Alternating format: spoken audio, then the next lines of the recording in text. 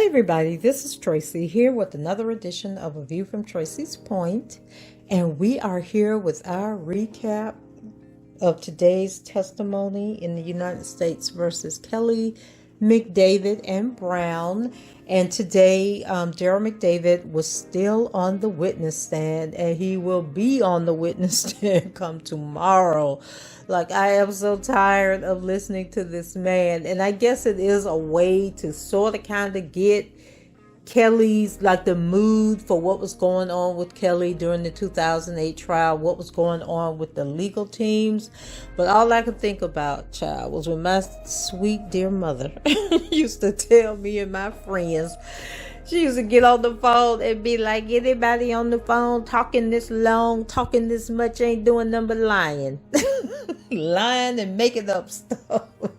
And that's kind of how I was feeling about Derrel McDavid. But no, he was telling their version of what was going on, since we've heard everybody else's version.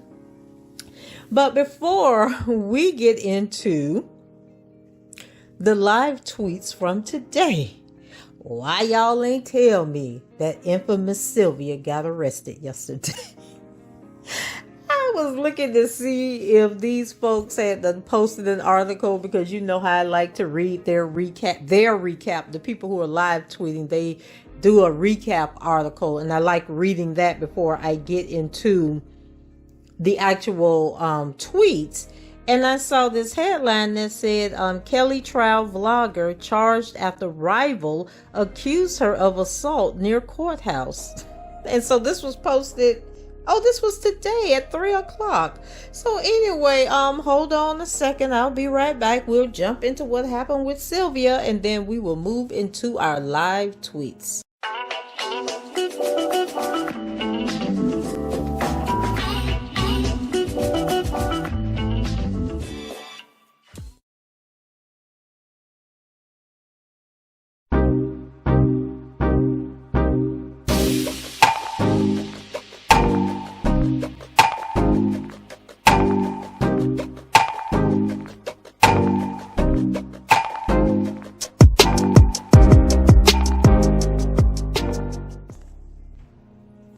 Okay, so it says, a Kelly fan who has been posting videos about the disgraced singers, and I hate when they say disgraced, singer's ongoing criminal trial, was arrested by Chicago police Thursday after another fan accused her of assault.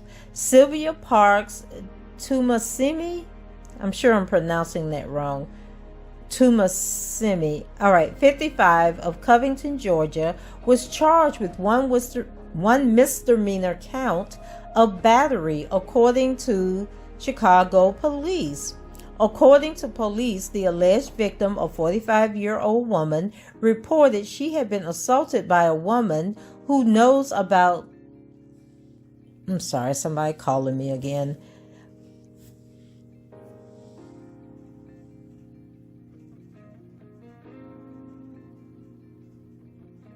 Okay, sorry about that.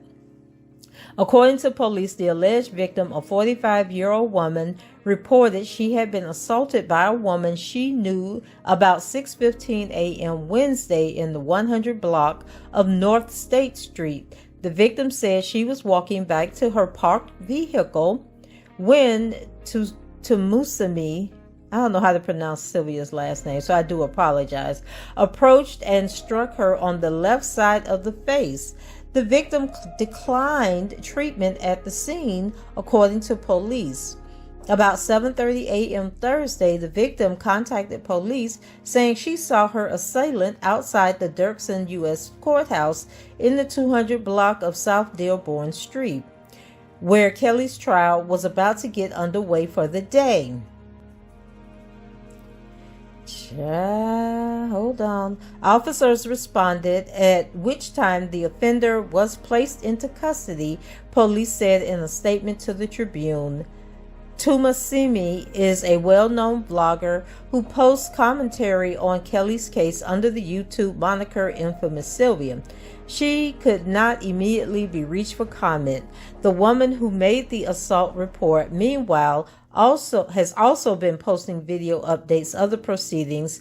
She was ticked she was ticketed with a misdemeanor on Thursday morning for failing to adhere to the courthouse's signs restricting use of recording devices. The incident was one of several where attendees of Kelly's trial and obstruction charges have been accused of misbehavior. At least two attendees of the Kelly trial have been issued tickets for failing to follow courthouse rules since the case began last month, according to the U.S. Marshal's Office. Child, if y'all don't get out them people courtroom cutting up and acting a plumb fool. Whew, Lord have mercy, child. Just too much. But child, let's move on into these live tweets, child.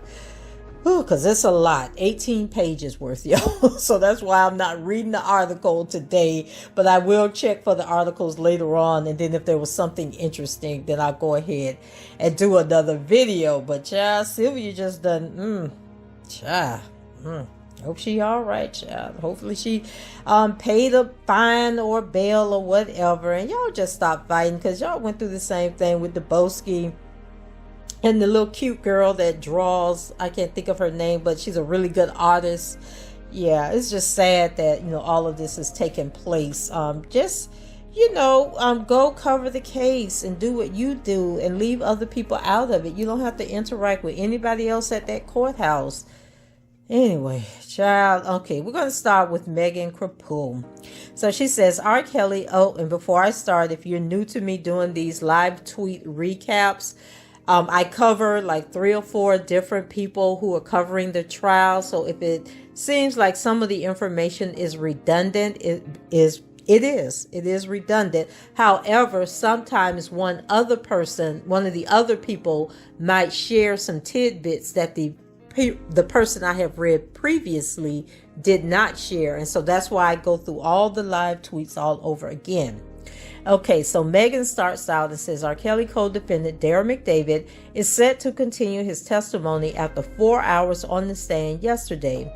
His testimony said they're only half done with direct, so get ready for McDavid to be on the stand all day.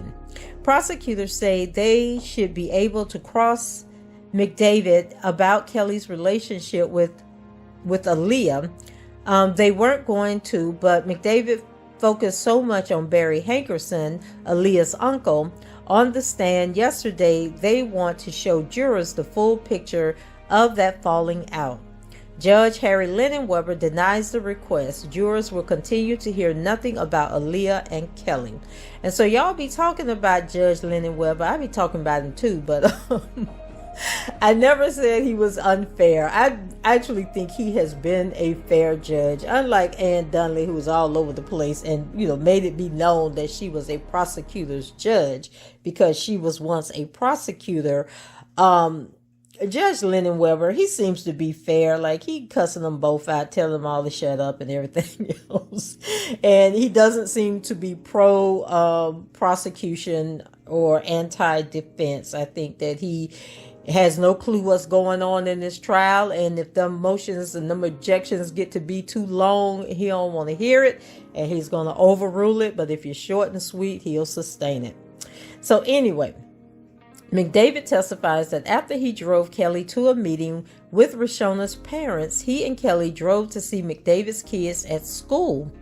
The lunchroom turned into a madhouse when Kelly arrived, he says.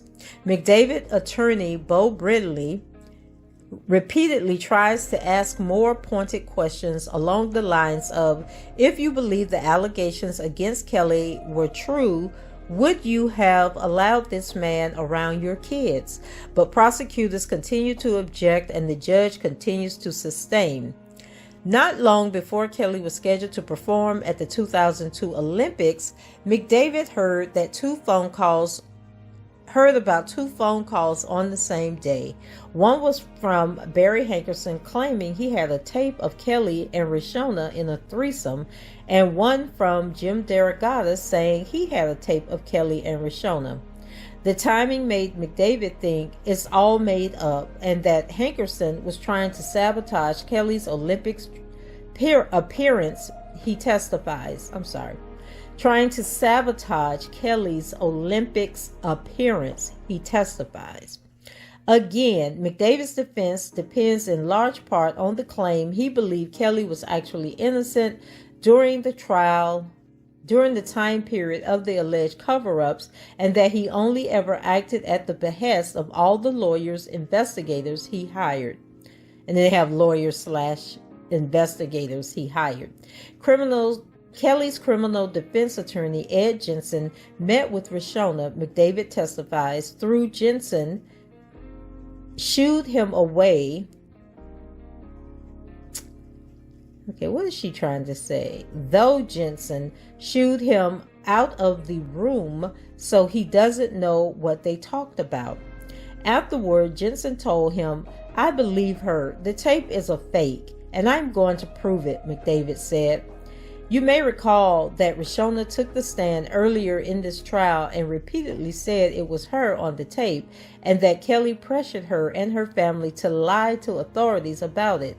McDavid is basically saying that at the time there's no way he could have known any of that. So after the Sun-Times broke the story about the tape, the number of civil suits against Kelly increased dramatically. McDavid said, and Jensen advised that all of them should be settled. Kelly broke down due to the pressure surrounding the tape, and his team hired a psychiatrist for him, McDavid says.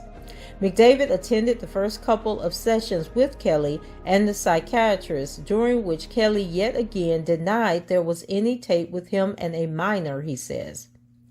Okay, so the fact that he keeps saying, and they keep emphasizing that he's saying he wasn't on a tape with a minor. He wasn't on a tape with a minor. At no point does he say he never slept with her, right? And then that goes back to my contention that I believe that this tape, whatever tape they have, it was made in either late 2000 or early 2001. Now, what made him change his mind and decide that he was going to sleep with his goddaughter? I don't know. Because yesterday in the testimony, he was adamant, he was cussing people out, saying that he would never do that, that that was his goddaughter. But then all of a sudden, there's a tape, right? And so I think that the tape, isn't what the case is about. But I think that if he did sleep with her, and I think I gave you all my theory in, a few videos ago, that I think that Roshona, like a lot of teenagers, have a crush on an older man, on a grown man, someone that they idolize. Here you have a superstar, right? And she obviously was raised in an environment, because even though I don't know her mother, don't know much about her mother, it's just something about a mama mannerisms that lets me think that the mama, she might be a partier, party going. She's married to a drummer, so she's, used to that celebrity lifestyle, partying, that type of stuff. And then I just feel that that is the vibe of the family, and that's how these kids grew up, being exposed to the entertainment industry at an early age. And so they just learned some things that the average child did not learn. And so they had a certain level of maturity about them. And I believe that when Roshona moved into that house, whenever she moved in, because remember, she was supposed to be the babysitter. Like, that didn't come up in this trial, but I have heard over and over that she used to help Drea with the kids, right? And so we know that Drea had a baby in 96, 98, and I believe 2000. So I'm not understanding how all this stuff was going on right under Drea's nose. So I believe that she moved, that she was staying there, or she was spending a lot of time there, and she wanted that lifestyle. And she, and it would just be something common for a teenager, a 15, 16-year-old, to want that lifestyle. And you figure you're coming up in the hip-hop era, where that's what all the rapping is about. You're supposed to get this guy with money, with jewelry, with cars, all this stuff. And so that's ingrained in her as she's in this entertainment era, right? And she's in this arena where she's, seeing successful people, and she's seeing, rich and famous people. And so I don't know what happened, okay? I don't know what happened once that trial came. Well, once the indictment came down. I just don't know. And I'm just thinking like, I don't know. It's just crazy like how that all would have went down. You know, from where he went from, I would never do that. You know, don't ask me that again. This is my goddaughter. To the fact that there was a relationship. And I think we all can agree definitely that there was an adult relationship, because we know that she lived with him until 2008, 2009. We know that she continued to try to have contact with him. We know that he helped her pay her rent, that he helped her get a car, that he paid for her to go to college and all of that stuff. And so I don't know, like maybe, I don't know, maybe the family was threatening. I don't know, y'all. Like maybe that's how she used it. Like, well, people already think we done slept together. I already think you done got it. I already think this, done think that. So might as well go ahead and do it. I don't know. I just still contend that the whole 14, 15, 16 thing, I honestly don't believe it. But I do believe at some point there was some knocking of the boots going on in this situation. And I also don't think that we are talking about a typical teenager.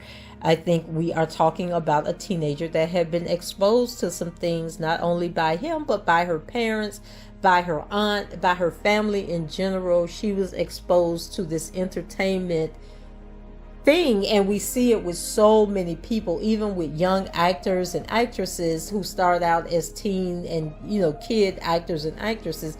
They are just exposed to stuff at an early age, and so they see the world from a different lens. They make decisions from a different lens. So then we go on, and it says Jensen was like a dog with a bone on his cases. McDavid said Jensen was determined to prove the tape at the center of the 2002 case was a fake, and he wanted every other tape that could be found to be found and brought to him. Jensen wanted the other tapes to be analyze them to prove they were fakes, see what was on them. He also wanted them because any tapes that got out could taint the jury pool, would be out in the media, could affect the trial, McDavid said. McDavid was concerned that there could be a sex tape out there with Kelly and another man. Kelly told him back in 1994 that a man in Florida claimed to have such a tape. When Kelly mentioned it, it was more like he was filling things out to see how McDavid would react, he says. Kelly broke down due to the pressure surrounding the tape, and his team hired a psychiatrist for him, McDavid says. McDavid attended the first couple of sessions with Kelly and the psychiatrist, during which Kelly yet again denied there was any tape with him and a minor, he says. Jensen was like a dog with a bone. Okay, I think I copied that more than once. I'm sorry. That's why I said, did I already read that? Okay, let me go back down here and figure out where I started copying this stuff repeatedly. Okay, so then we're back to talking about Chuck Freeman, whose name attorney Bo Brindley pronounces with particular contempt. McDavid believed Freeman filed his 2002 lawsuit as a form of extortion since Kelly was in the middle of his criminal case. McDavid says he didn't think they should have settled with Freeman. This guy is a bad disease that's just going to keep coming back. Keep coming back, keep coming back, he said, but the lawyers were in favor of settlement, so they settled. Okay, let's stick a pin here and talk about a disease that keeps coming back and coming back. Because, honey, not nary person that has testified in this case has raised the H word. Like, has anybody talked about having herpes? Okay, so nobody had the herpes. From this case. Doesn't seem like Rashona has it, Tracy had it, Nia had it, Pauline had it. None of them have talked about herpes. So we are hearing yet again that circumstances led McDavid to believe the accusations against Kelly weren't true. This time it's because Kelly's criminal case did not affect his career. He worked with Jay-Z. His albums were successful. He was nominated for awards. Rishona and her parents never asked for money, which made him think Rishona had never been abused by Kelly. Note, however, McDavid has repeatedly said he thought all the accusers who did ask Kelly for money were liars out for a payday. So at one point, Kelly told McDavid that, okay, so they're throwing that in there because then if the accusers who did ask for money were liars, then does that mean that Rishona, right, so that would say that because Rishona and them didn't ask for money, that they were telling the truth. But then I guess which truth is it? Is it the truth from 2008 or is it the truth from today? Well, I don't know, because now it seems like Rishona getting over. She gonna get some restitution. She got whatever agreement with Grey Goose and all that stuff. So yeah, that wasn't a good point that you were trying to make, Megan. So she goes on to say at one point, Kelly told McDavid that Lisa Van Allen approached him and said that she had a sex tape, and the tape involved her, Kelly, and Kelly's wife, McDavid said. And then she has in parentheses, prosecutors and Van Allen have said this video, which has not been shown to jurors, actually showed Kelly, Van Allen, and Rishona. But we ain't seen that tape, so why is that tape even included? So Kelly said that if a sex tape involving his wife got out, it could destroy his marriage and affect his children, McDavid said. Jensen told him a leak of that tape would be horrible for the pending case. Jensen told McDavid 2 words, pay her.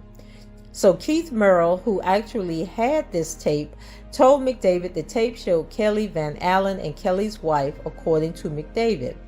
When Merle, and then in parentheses, when Merle testified earlier in this trial, he was not asked by prosecutors or McDavid's attorney whether he saw Kelly's wife on the tape. So that probably means that it was Derrel on that tape.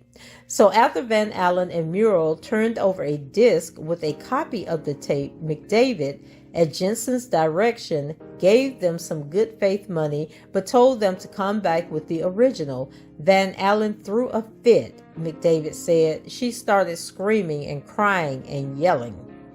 So that was the end of Megan's tweets. And so we move on to Jason Mesner. And if you guys remember, so they have reporters in the courtroom, but in the actual courtroom, you can't have any recording devices.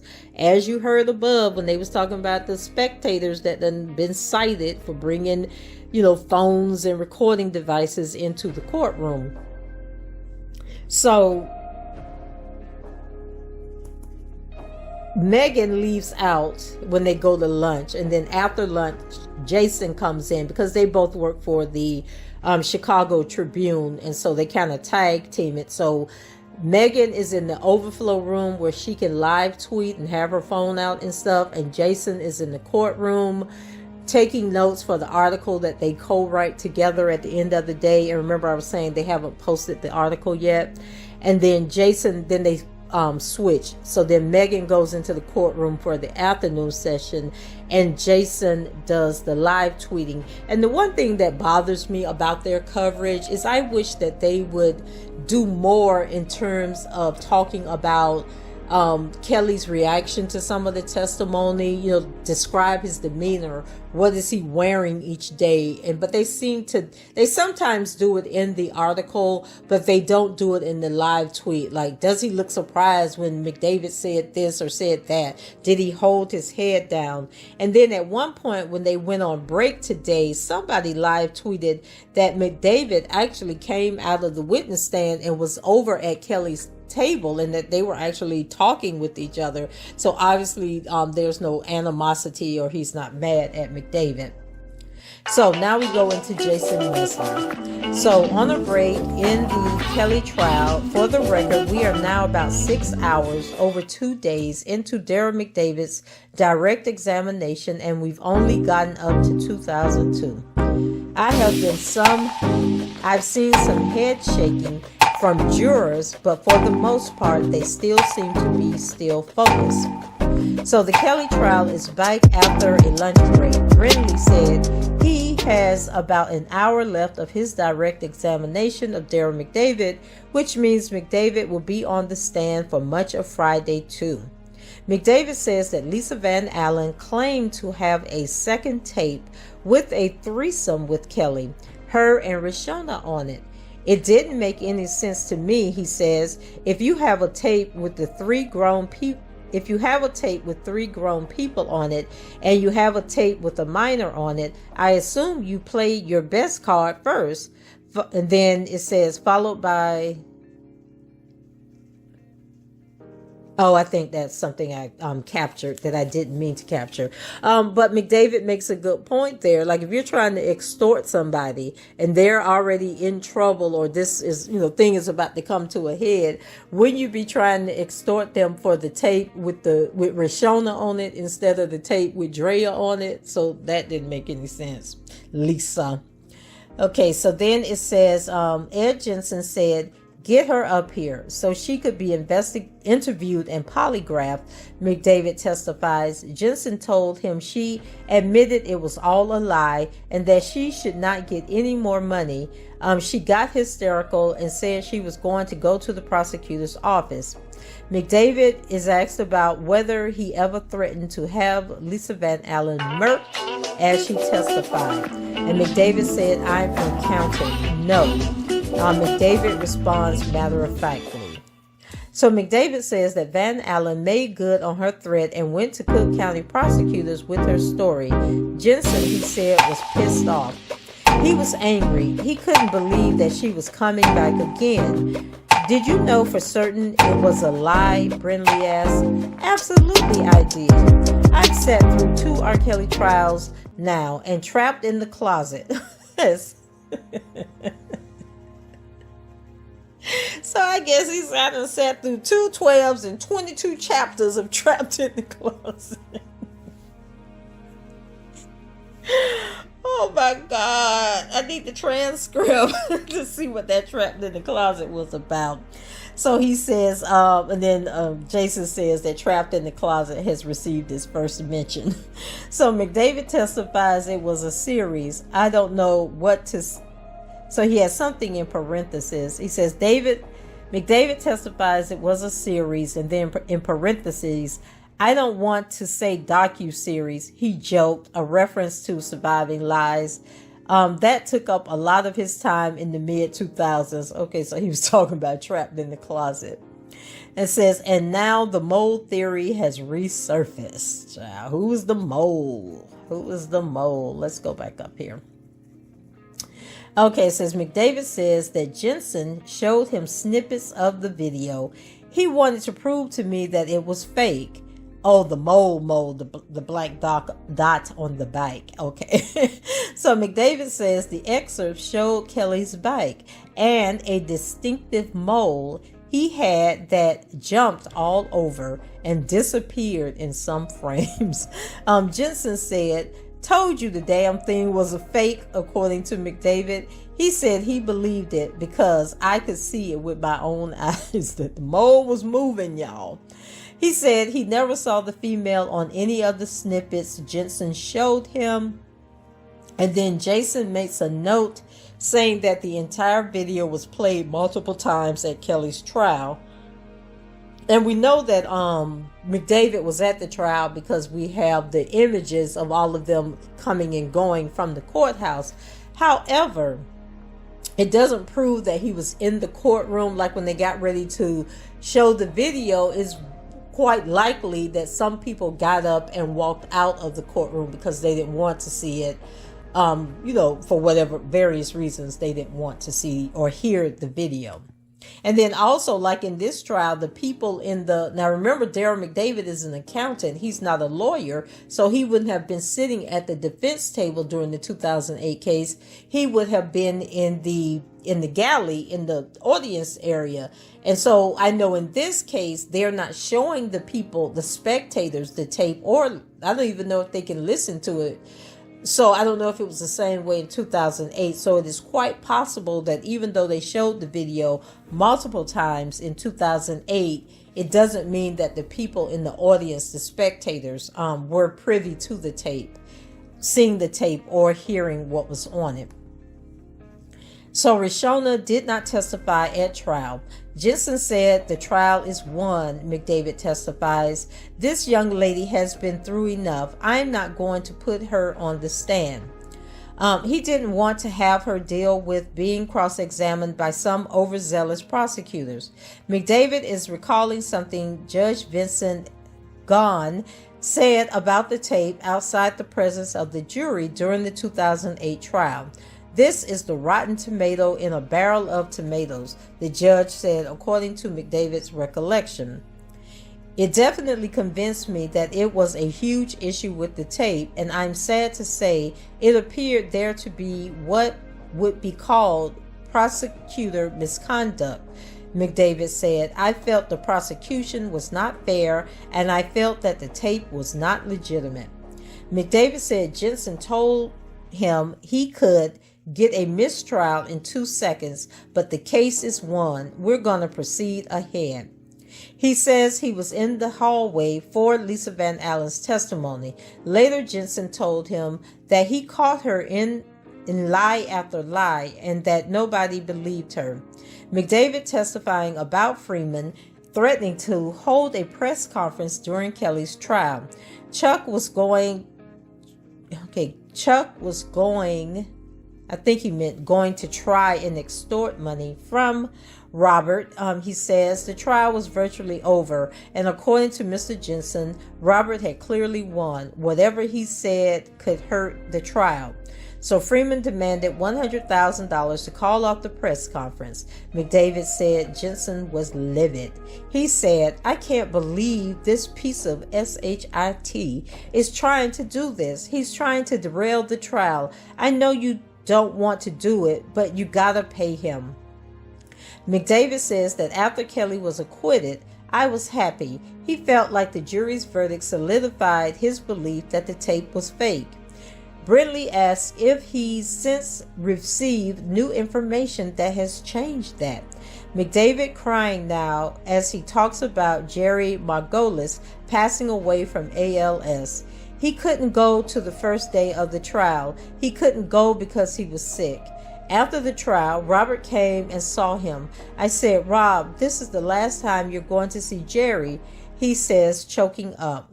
McDavid says after settling Freeman's last lawsuit in 2009, he had a conversation with Chuck. I told him he was a rotten piece of shit, and I never wanted to hear from him again. And if it was up to me, he would never get another penny, McDavid says.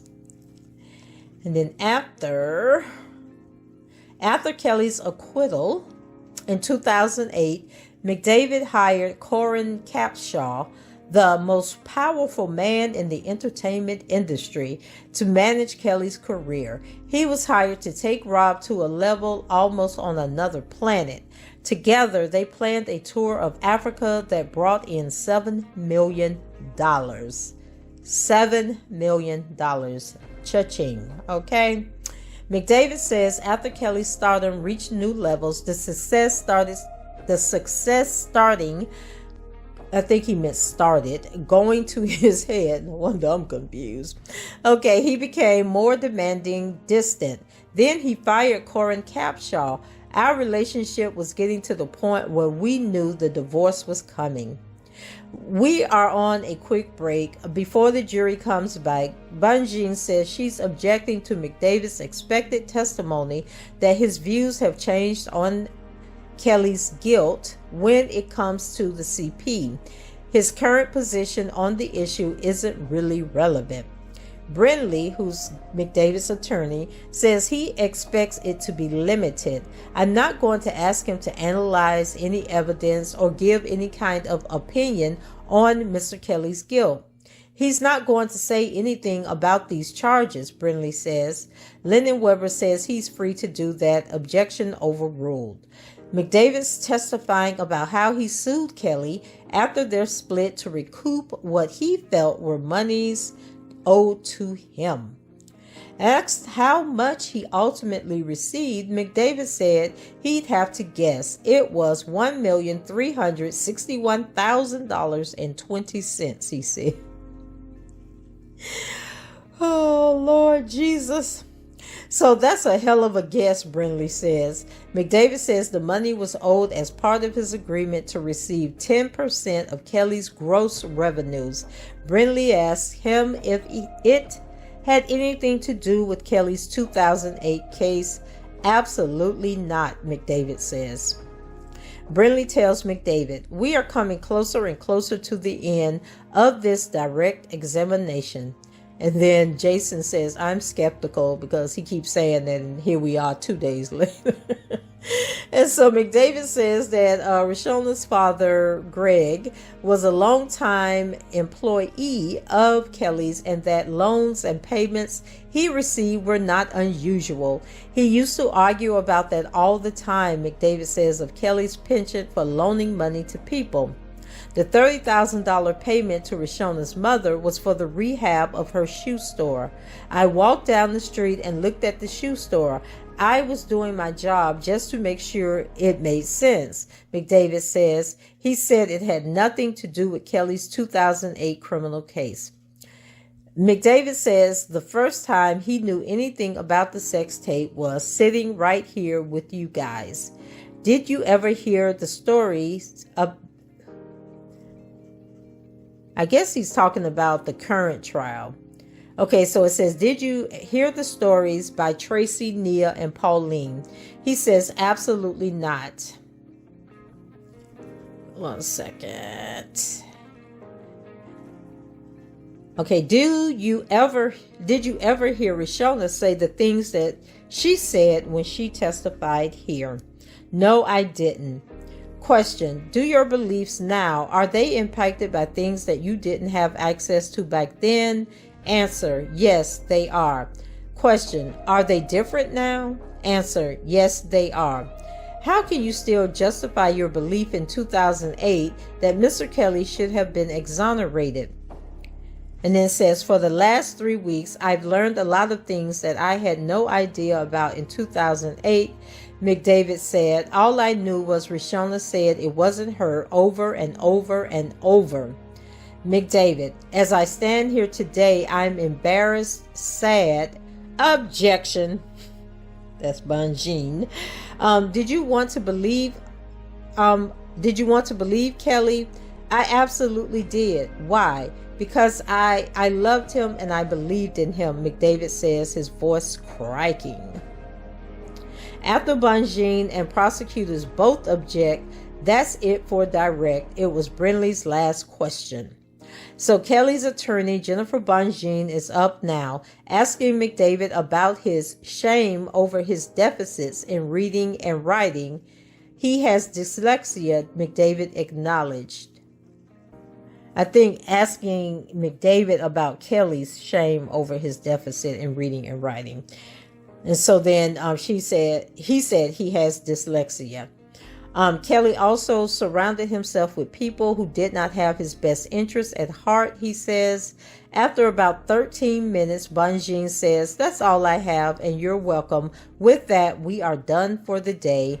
Cross-examination of McDavid will begin Friday morning. Child, y'all know them prosecutors about to eat Derrel McDavid alive. I don't know what possessed him to get on this witness stand. But hopefully, now, if McDavid means well, hopefully his attorneys, will meet with him just like these prosecutors be meeting with their witnesses and throwing at him potential questions that may be asked of him by the prosecution so he can practice his answers and his responses. Now, if it was all a setup to throw Kelly under the bus, then they're basically going to be working with the prosecution tomorrow.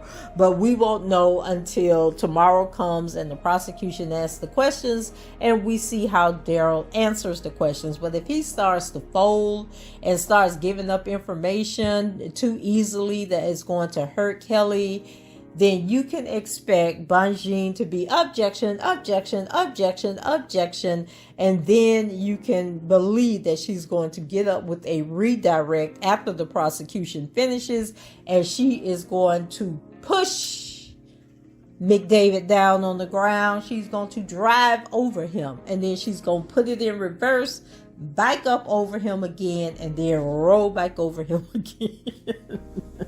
But we will have to wait and see what unfolds on tomorrow. So now we're going to move over to Dave Burns, who is with the Courthouse News, is the publication that he writes for. And so he says Kelly's former manager and current co-defendant Derrel McDavid is still on the stand today in Kelly's Chicago federal trial. After some 5 hours of testimony yesterday, McDavid's attorneys estimated they're about halfway through their list of questions. But it took them all day to get there. So I'll be joining the trial a little late this morning, but McDavid will likely be on the stand most, if not all, of the day. He still has years of events to cover in his direct testimony, never mind cross-examination by federal prosecutors. So I'm joining the trial in Chicago just as Kelly's co-defendant Derrel McDavid testifies about the alleged tape that came into the Chicago Sun-Times possession. The Sun-Times story about it in February 2002 and Kelly's concurrent Olympics performance. McDavid says he was focused on the 2002 Winter Olympics at the same time as the Chicago Sun-Times story on Kelly's alleged tape came out. I think he meant when Kelly's alleged tape came out in February 2002. McDavid said he and Kelly's former attorney Ed Jensen planned to conduct an interview of Kelly's alleged victim Rishona, only for Jensen to tell him get out. When Rishona actually arrived, Rishona and Jensen proceeded to have a closed-door meeting, he says. Okay, now this was in 2002.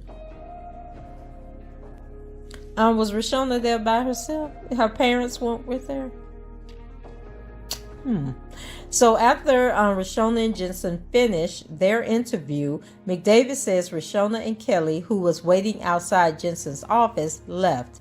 He says Jensen then called him in and said, I believe her. The tape is a fake, and I'm going to prove it. McDavid says Jensen at the time was ready to go, ready to fight. McDavid then asked for a bathroom break, which presiding judge Harry Lennon Weber allows. Child, why you had to go to the bathroom that quick? So McDavid back on the stand in a meeting with Rishona and her parents in McDavid's Oak Park office. He says Rishona's father said he was extremely worried about the publicity surrounding Kelly and asked if he and his family could get out of town. McDavid says that Jensen approved of the family getting out of town. The family ended up taking two weekish long trips. Two separate trips that were a week long. Or almost a week long.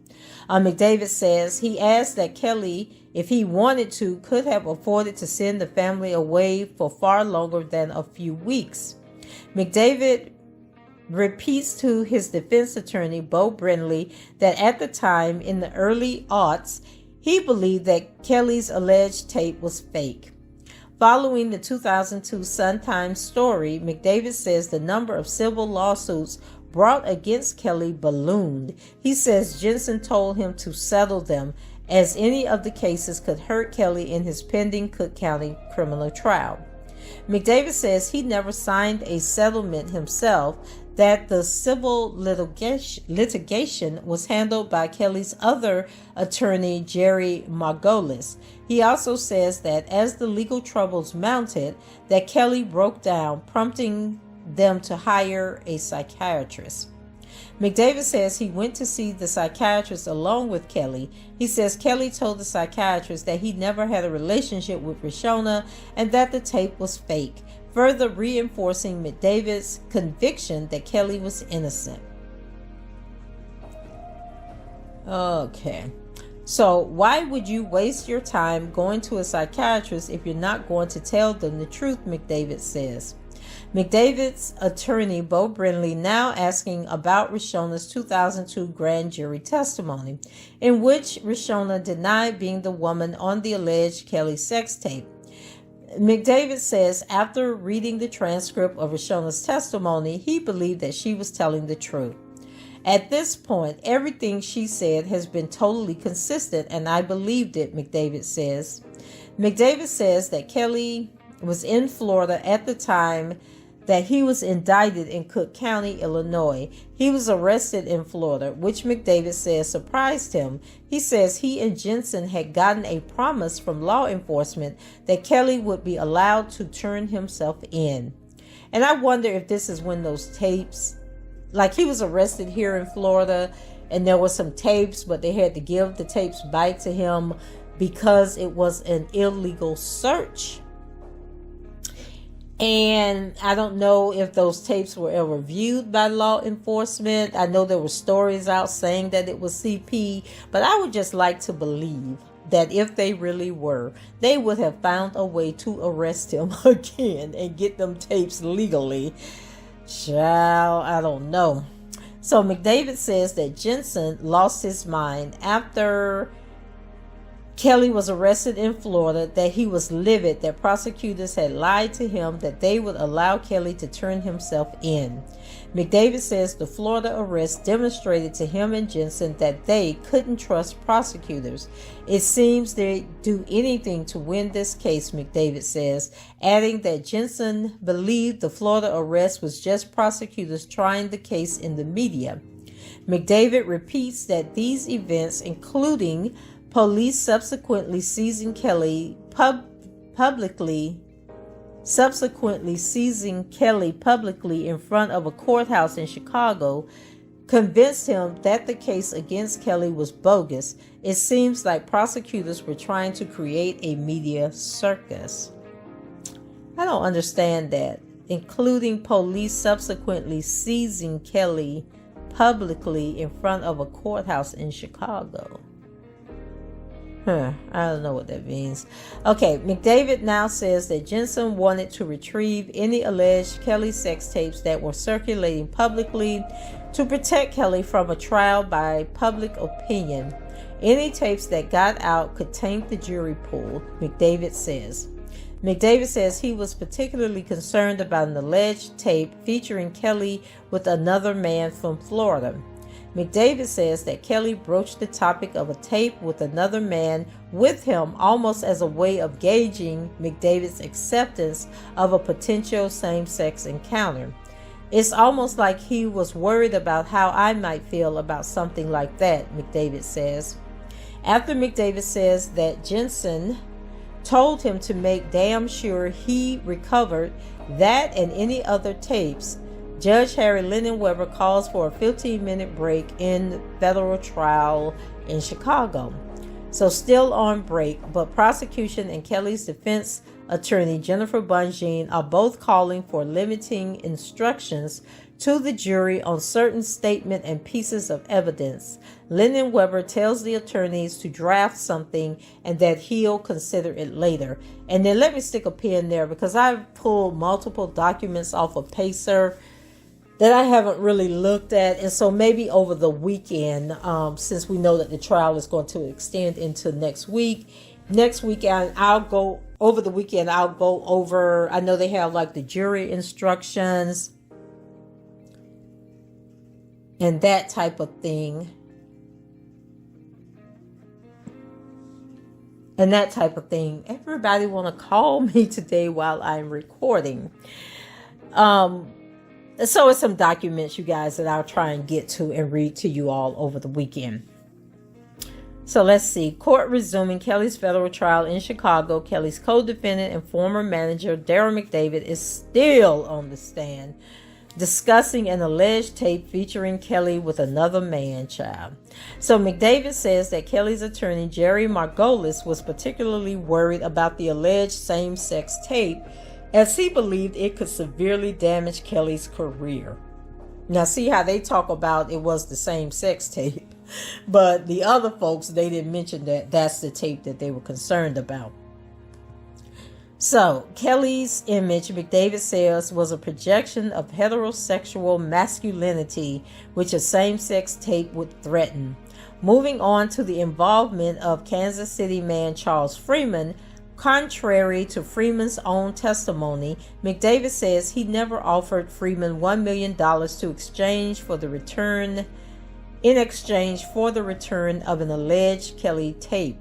McDavid says that Kelly's legal team eventually decided to settle a lawsuit Freeman brought against Kelly just to get him out of the way. This guy, a bad disease who's just going to keep coming back, McDavid says. McDavid now talking about Kelly's collaboration with Jay-Z while these legal and publicity issues were mounting in the early aughts.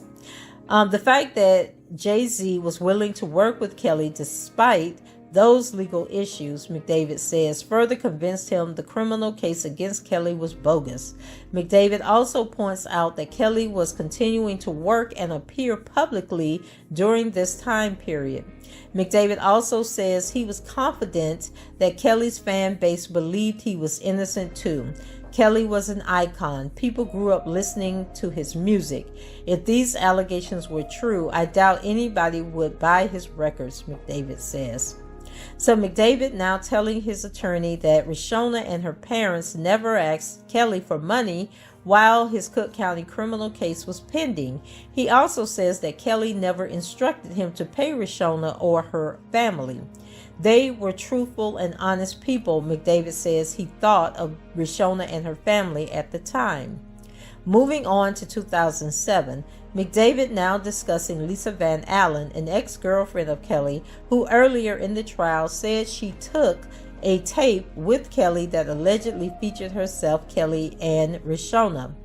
McDavid says that Kelly did not deny the existence of sex tapes featuring himself and Lisa Van Allen, but that he was concerned that the tape would destroy his marriage. Continuing, McDavid says that Kelly's criminal attorney, Ed Jensen, was afraid the Lisa Van Allen tape would derail Kelly's 2008 CP trial in Chicago. McDavid says that Jensen told him 2 words to get Van Allen out of the way: pay her. McDavid says he arranged for Van Allen to come to Chicago, only to find out from Van Allen that another person, Keith Murrell, Van Allen's friend and former member of the music group Talent, had the tape.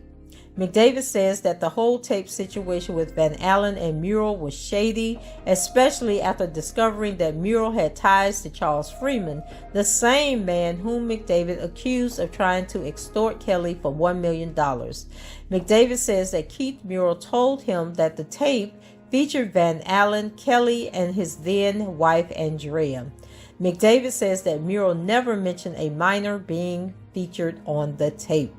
McDavid says that Van Allen and Murrell wanted $200,000 to return the tape. When he told Kelly's attorney Ed Jensen this, McDavid says Jensen arranged for Murrell to take a polygraph test. McDavid says that Murrell's polygraph test was to take place in the Westin Hotel in Chicago, but that he has no information about why Jensen arranged that location. McDavid says he arranged for his co-defendant and Kelly's former assistant Milton Brown to retrieve the $200,000 Keith Murrell wanted while he went to meet Murrell and polygrapher Lawrence Beaumont at the Westin Hotel. After Brown arrived at the hotel with the $200,000, McDavid says he, Murrell, and Beaumont went to a room for Beaumont to conduct Murrell's polygraph test. The pair went into the room alone, he says. Before that, he says he showed Murrell that he had the money. While Murrell was taking the polygraph test, McDavid says he left the Westin Hotel with the money and went back to his office to wait to hear if Murrell passed the polygraph test. So later that day, McDavid says he got a call from Ed Jensen to come to his office, bringing the $200,000 with him to Jensen's office. He says Jensen told him Murrell failed the test and he has some kind of goddamn disc. McDavid says the mention of a disc confused him as he thought the worry was over VHS tape. He says that Jensen instructed him to give Van Allen and Muriel $20,000 apiece as a show of good faith, but also to tell them to come back with the truth and a VHS tape. McDavid says that Van Allen began screaming and crying after he told her that she wouldn't get any more money that day, and no more at all unless they returned with a VHS tape and a positive polygraph result. When Muriel and Van Allen came back to Chicago, McDavid says Muriel took another polygraph at a hotel. McDavid can't remember which one. He says he didn't go to the hotel for the second polygraph in 2007, as Muriel and Beaumont were already acquainted. McDavid says that Ed Jensen called him later that day saying Muriel had passed this polygraph. He says he then went to meet Muriel, where Muriel turned over a VHS tape and McDavid gave him $80,000. He says he proceeded to give another $80,000 to Lisa Van Allen. Oh, just giving away money, child. So after giving Van Allen and Muriel the money, McDavid says he went straight to the office of Kelly's criminal attorney, Ed Jensen. McDavid says he handed over the tape there without ever actually watching it. McDavid says Jensen told him the tape featured Kelly, Lisa Van Allen, and Kelly's then wife, Andrea. When McDavid relayed this to Kelly, he says the singer was relieved and happy. McDavid also denies ever turning over any other tape to Jensen. McDavid says he noted $200,000 he gave to Van Allen and Muriel on Kelly's tax report to the IRS. He says he had nothing to hide, as the tape was Robert and his wife. These were all grown people. McDavid's attorney decides to end this round of questioning there, and presiding judge Harry Lindenweber decides to call a break for lunch. Kelly's federal trial in Chicago will resume in roughly an hour. So, trial resuming in Kelly's federal trial in Chicago. Kelly's co-defendant and former manager Derrel McDavid is still giving direct testimony to his defense attorney, Bo Brindley, but Brindley says he expects to wrap up his questions for McDavid by 3:30 p.m. Brindley asked McDavid if, after McDavid paid Lisa Van Allen for the return of Kelly's tape, Van Allen ever demanded more money from the singer. McDavid says yes, saying Van Allen later came forward alleging she had a tape featuring her, Kelly, and Rishona. McDavid said he was unconvinced the new alleged tape was real. He says he wondered why, if she had a tape featuring a minor, why she first presented a tape featuring legal adults.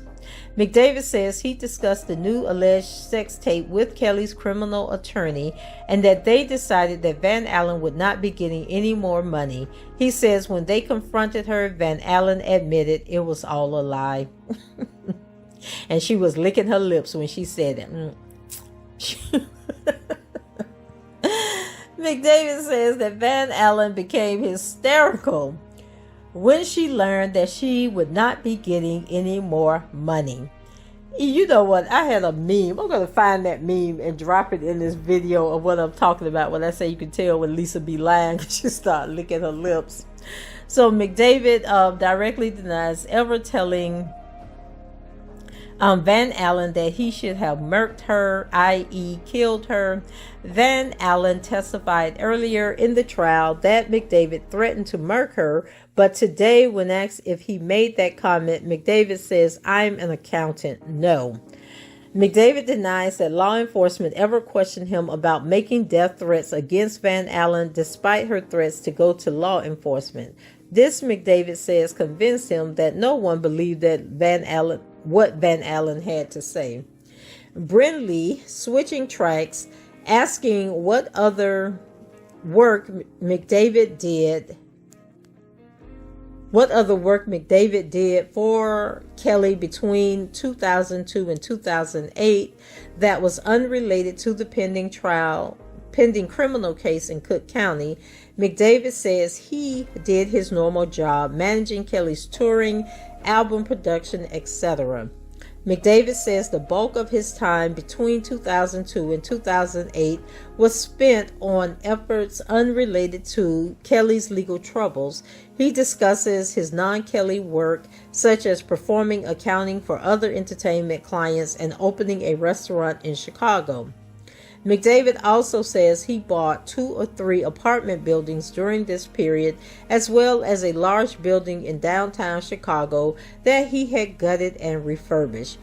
Let me stick a pin here, because y'all know before the trial started, they were going, Bunjean and Derrel McDavid, like they were trying to sever away from each other, and they were going at each other hard, and Bunjean, was threatening to expose how McDavid had stole money from Kelly and just a whole bunch of stuff. But it seems as though, and we won't know for sure until tomorrow after the prosecution gets done with Derrel McDavid on their cross-examination, but so far it seems that maybe the co-counsels got together behind the scene and declared a truce. Basically, if you don't come for us, we won't come for you. So he goes on to say he bought 2 or more apartment buildings during this period, as well as a large building in downtown Chicago that he had gutted and refurbished. Brindley is having McDavid establish that his time spent on Kelly's criminal trial in Chicago was relatively small compared to that he spent on his other work. He says Kelly's Trapped in the Closet series in particular was a major time sink during this period. A major time sink.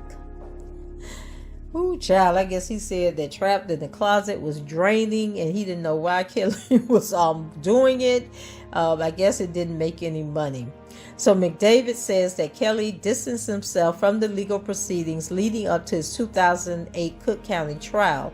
Robert never really had much of a role in anything to do with lawyers. He was not involved, McDavid says.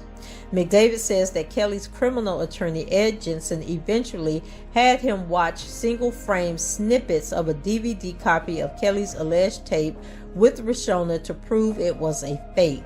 McDavid says he could tell the tape was a fake because a distinctive mole on Kelly's back kept changing position on his body in the different frames of the video. McDavid also says he never saw the female in the tape snippets he saw. Brindley now discussing the issue of Kelly's necklace, which allegedly appeared in both the tape and in Rishona's passport photo. McDavid says the necklaces did look similar, but contends he later discovered that there were some 60,000 iterations of that necklace, meaning that was a very popular necklace and every designer was making their own design like it. So McDavid says again that he had no reason to believe Kelly had actually had sex with Rishona prior to the 2008 trial. He again points to Rishona's repeated denial that she ever had sex with Kelly. McDavid says the judge in Kelly's 2008 trial said, "This is the rotten tomato in a barrel of tomatoes," in reference to the alleged tape with Kelly and Rishona, as prosecutors in the trial presented at least two separate versions of the tape at the time. "I felt the prosecution was not fair, and I felt the tape was not legitimate," McDavid says. McDavid says that Kelly's criminal attorney, Ed Jensen, said Van Allen's testimony in the 2008 trial was lie after lie, adding that Jensen said he wasn't sure any prosecutors put her on the stand. He wasn't sure why prosecutors put her on the stand. Brindley now moving on to the 2008 testimony by Lisa Van Allen's ex-boyfriend, Damon Friar, which details an alleged scheme by Keith Murrell and Charles Freeman to create a bogus tape featuring a man that looked like Kelly to try and use it to extort Kelly. McDavid says hearing about these details from Friar's interview with lawyers further convinced him that the alleged tape with Rishona and Kelly was fake. The only truth there was that this was a fake tape, McDavid says. After Lisa Van Allen gave testimony in Kelly's 2008 trial that mentioned Charles Freeman, McDavid says Freeman announced a press conference. McDavid says he thought this was going to be another extortion attempt. Hold on a second. Attempt on Freeman's part. McDavid says Kelly called him when the singer learned of Freeman's press conference, relating that Freeman had demanded $100,000 to cancel it. McDavid says when he told Kelly's criminal attorney, Ed Jensen, about Freeman's press conference, Jensen was livid. "I can't believe this piece of shit is trying to do this. Pay him," McDavid says Jensen said. McDavid tells Brinley that Jensen was eager to pay Freeman because after having worked on Kelly's trial for some 7 years, and just as it looked like Kelly was going to win, he did not want their legal victory to be derailed by Freeman's alleged threat. McDavid says he and Jensen were afraid that letting Freeman give false statements to the press would impact the jury and potentially tank their case. So McDavid says he got $100,000 in cash to give to Freeman via a messenger. Contradicting Freeman's own testimony from earlier in this trial, McDavid denies ever personally handing over $100,000 to Freeman during the 2008 Cook County proceedings. When Kelly was acquitted of the 21 state porn charges in 2008, McDavid says he was happy and that he thought he did the right thing. He's now audibly crying on the stand.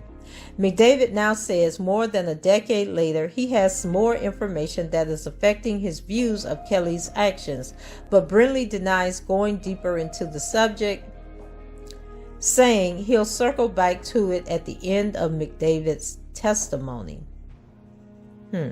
McDavid says he only saw Rishona at Kelly's home once after the 2008 trial had already ended, but he also says Freeman tried once more to get money out of Kelly via a 2009 civil lawsuit.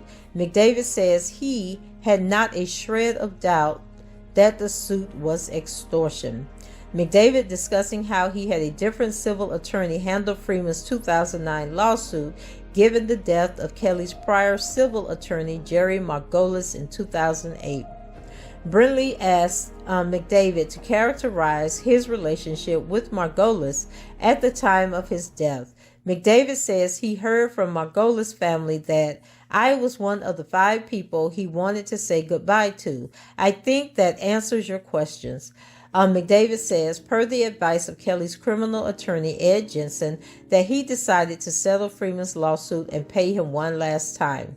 After paying Freeman to settle the suit, McDavid says he called Freeman and told him that he was a rotten piece of shit, and if it was up to me, that he would never have gotten a penny. Following settling Freeman's suit in 2009, McDavid says he hired Corin Capshaw to act as another manager for Kelly, describing Capshaw as one of the most powerful in the music industry. Let me see, powerful men in the music industry at that time. McDavid also says he convinced Kelly to go to Africa around this time, where he ended up opening the 2010 World Cup in South Africa. He continues to say that Capshaw helped get Kelly appearances at Coachella, Bonnaroo, and with Lady Gaga. Despite the continued rise of Kelly's success following the 2008 trial, McDavid says his relationship with Kelly deteriorated. The success was going to his head. He became very demanding. I couldn't give him the attention that he needed or that he wanted. McDavid says that Kelly began looking elsewhere for attention. At that, a man named Divine Stevens eventually stepped into his life and convinced Kelly to drop Capshaw as a manager. McDavid says Kelly's career plummeted as a result. Judge Harry Lindenweber calls for a 15-minute break in Kelly's federal trial in Chicago after McDavid calls Stevens a con artist. Brinley begins asking McDavid how his relationship with Kelly began deteriorating after 2008 Cook County trial. Just as McDavid begins to speak, though, Bunjin calls for a sidebar. Okay, so back from sidebar, Brinley simply asks if McDavid had financial agreements with Kelly. McDavid says yes and discusses a meeting he attended with Kelly and Divine Stevens about those agreements. Sparing details, McDavid only says he and Kelly weren't able to resolve those differences at the meeting. This led to his departure as Kelly's manager and to McDavid's hiring of law firm Novak and Macy to recoup over $1 million he believed Kelly owed him.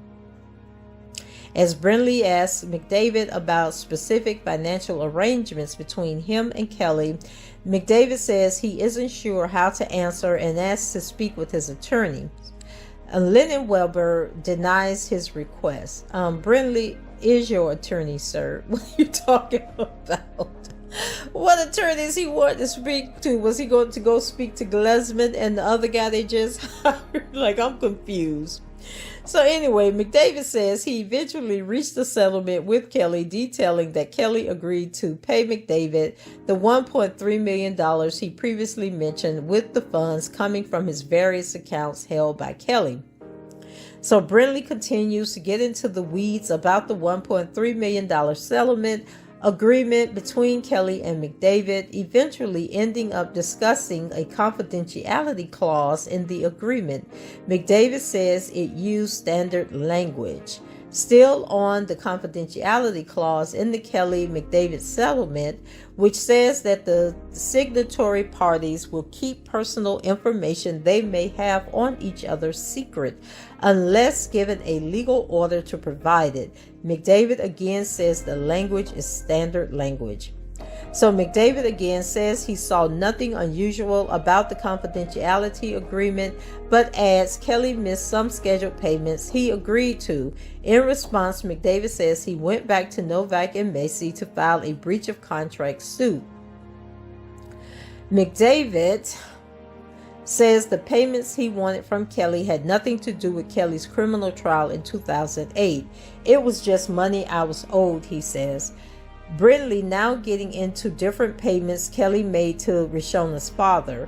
McDavid says it was just Kelly paying a friend and employee and that they were small amounts, usually less than $10,000 compared to the money Kelly paid to settle civil suits. The theme emerging here is Brinley establishing that many of the payments Kelly has made to different parties since 2008, including McDavid and Rishona, are unconnected to Kelly's Cook County criminal trial. McDavid also says he didn't much handle the details of daily minutia while employed by Kelly, like making flight reservations. Brinley moving on to allege Kelly's sex scenes and testimony that McDavid says he had no knowledge of prior to the 2008 trial. McDavid says he never heard the full story Rishona delivered in this trial or the stories of other Kelly accusers before this trial. McDavid says his beliefs on Kelly's actions now have been impacted by information he didn't have access to in prior years. The last 3 weeks, I've learned a lot of things that I had no idea about in 2008. All I knew was Rishona said it wasn't her over and over and over. Before this trial, all I knew was what I knew, that Rishona was innocent and so was Kelly, McDavid says. Now McDavid says he is embarrassed as he continues speaking. Both prosecution and Kelly's attorney, Jennifer Bunjin, object. Judge Lennon Weber sustains and Brinley has no more questions for McDavid. Bunjin is up for cross-examination. Bunjin asks if Kelly is a rare talent, to which McDavid responds that Kelly is a musical genius, but that he also adds that Kelly had a lot of deficits. Some of those deficits Kelly had included troubles with basic reading and writing, McDavid says, of which Kelly had a lot of shame. McDavid adds that Kelly has dyslexia. McDavid tells Bonjean he had to bring in outside professionals like lawyers and accountants to help manage Kelly, and wholeheartedly agrees to Bonjean's assertion that Kelly had a habit of surrounding himself with people who were bad for him. Moving on to the Tiffany Hawkins lawsuit from 1996-97, Bonjean brings up a Sun-Times article about it published prior to the famous 2000 article by Jim Derek Goddess. McDavid says there was an influx of lawsuits whenever articles like this were published. Bonjean springboards from that topic. Okay, well, wait before we springboard. Jim Derek Goddess probably had to line up these women, because y'all know he swear for God that he got like 48 women that have confided in him. And so he probably was like, okay, I'm going to run this story, and then y'all contact the attorneys and say y'all going to sue. And they're going to settle with you, and then just pay me 10%. I'm just saying. That's probably what happened. I don't know that for a fact. So anyway, Bonjean springboards from that topic to discuss Jerry Margolis, positing that the famous lawyer would not stoop to associate himself with someone he considered a sexual predator. McDavid agrees, but prosecution objects. Lennon Weber sustains the objection. Bonjean quickly moves on to discuss the reliability of services of Jack Palladino, before again moving on to discuss Lisa Van Allen's alleged threesome sex tape, which he says she never produced to him or attorney Ed Jensen. Bonjean's moving at a breakneck pace, so it's hard to keep up with tweets, but she's now discussing Charles Freeman's alleged decade-long attempt to get $1 million out of Kelly. After confirming that Freeman's recollection of events is different from McDavid's, Bonjean ends her questions for McDavid, and Judge Harry Lennenweber calls to suspend the trial for the day. Kelly's federal trial in Chicago will resume tomorrow at 10 a.m. Central Standard Time. Whew, child. I know I said I was going to look and see if they had posted that article, but I think that this covered a lot, okay? So unless something else comes up, we're done with this recap for today. So go ahead, leave your comments below, rate the video, and subscribe to the channel if you haven't done so already. And until the next time, I shall talk to you guys later. Bye-bye.